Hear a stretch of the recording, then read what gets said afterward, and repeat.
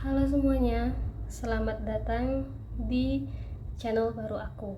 Jadi ini adalah video pertama sekaligus materi pertama kita. Nah, untuk materi pertama ini kita bakal bahas tentang simple present tense, salah satu tenses yang ada di kelompok present tense. Nah, jadi kapan sih simple present tense ini digunakan? Jadi, simple present tense ini bisa digunakan untuk menunjukkan kebiasaan sehari-hari.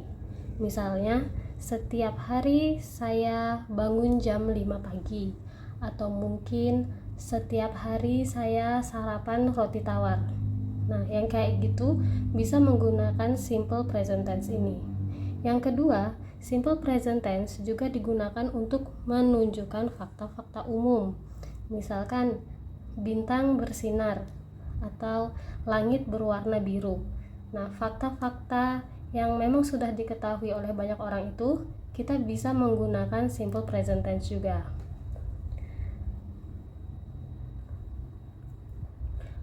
Lalu, bagaimana sih cara membuat kalimatnya? Nah, untuk rumusnya sendiri di kalimat positif itu ada subjek, verb one, dan objek atau pelengkap. Nah, ini kita bisa lihat ya di sini.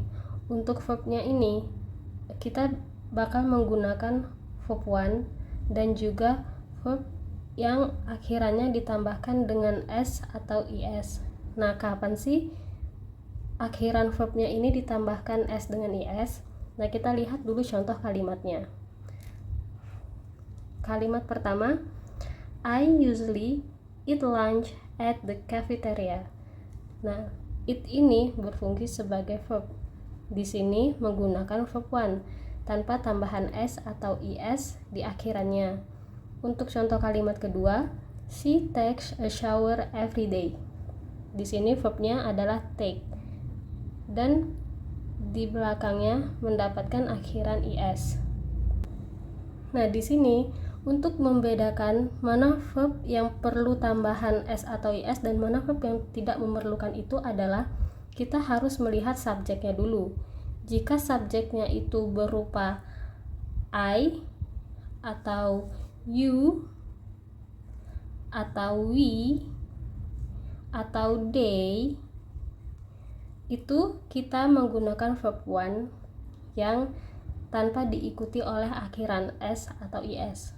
Sedangkan jika subjeknya itu berupa she, he, atau it, itu kita menggunakan verb yang akhirannya ditambahi s atau is.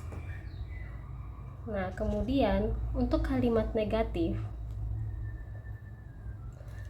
itu rumusnya ada subjek ditambah do atau does not atau disingkat doesn't ditambah verb one ditambah objek. Nah, untuk kalimat negatif ini kita bisa lihat verbnya ini dia hanya menggunakan verb one saja, tidak ada verb yang ditambah dengan akhiran s atau is. Tetapi di sini kita menggunakan do atau does. Untuk penggunaannya kita lihat contoh kalimat pertama. I usually do not eat lunch at the cafeteria. Kalimat kedua, she does not take a shower every day. Nah, di kalimat pertama ini kita bisa lihat dia menggunakan do not dan menggunakan verb one. Di kalimat kedua, dia menggunakan does not atau doesn't dan verb one juga. Jika di kalimat positif tadi verb take berubah menjadi takes, di kalimat negatif ini dia tetap menjadi take tanpa diikuti akhiran is. Tetapi sebagai gantinya dia menggunakan does. Jadi bisa dianggap seperti akhiran is-nya itu berpindah ke sini, berpindah ke kata do-nya ini. Jadi, untuk yang menggunakan do not itu jika subjeknya you, we, they, atau I.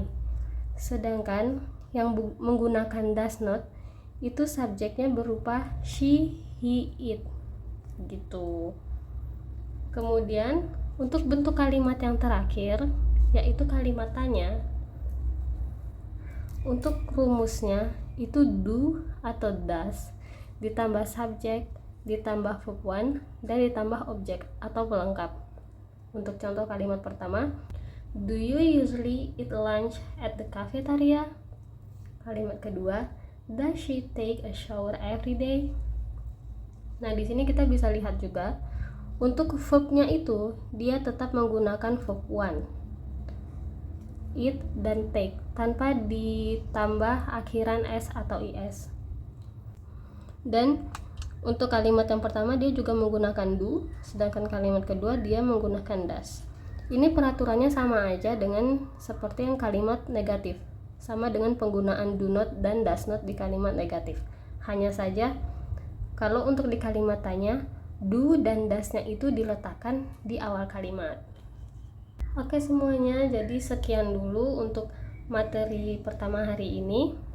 Semoga bisa bermanfaat dan terima kasih sudah menonton. Sampai jumpa lain waktu.